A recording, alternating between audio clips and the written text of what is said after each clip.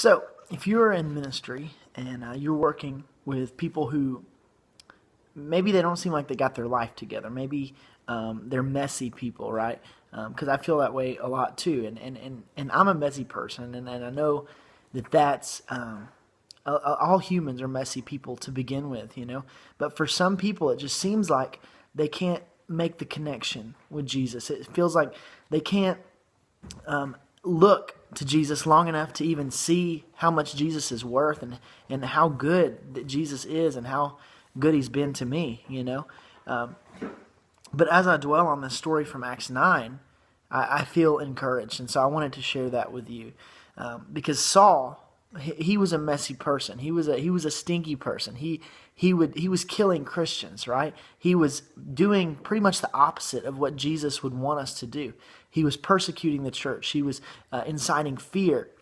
He was trying to stop the message of Jesus from going out because he did not want people converting to Christianity. As a lot of you know, he was blinded because of this. On the road to Damascus, a bright light shone in his face and he became blind, and he had to basically stop traveling because he couldn't see anymore.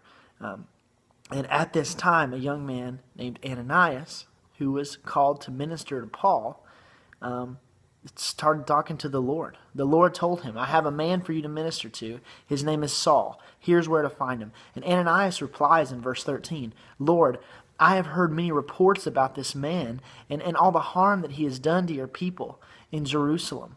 And that's how I can get too with the people that I'm working with. I can say, God, I know who you're asking me to minister to, but their life is in such a funk. Their life is so messed up, and they just refuse to look to you, God. How can I do anything in that situation? How can I reach out to them? How can I minister to them when they are so bent on doing what you've called us not to do? And then the Lord said to Ananias, he said, go, because this man is my chosen instrument to proclaim my name to the Gentiles and their kings and the people of Israel. What God's telling us is that even if that person is evil in our eyes, if he is not doing what the Lord has called him to do, even if he's rebellious and rude, if God gives you a burden to minister to that person, don't be the one caught not doing what God has called you to do. Because God wants to use that person as an instrument to go into the earth and preach the message of Jesus.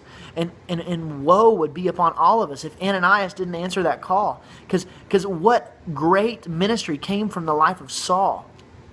Simply because Ananias was willing, even though he was afraid, to reach out and do what God told him to do. So that's my prayer for myself first, and for you too, that the spirit of Ananias, the spirit of obedience, would come on us, that we can do what God's called us to do as well.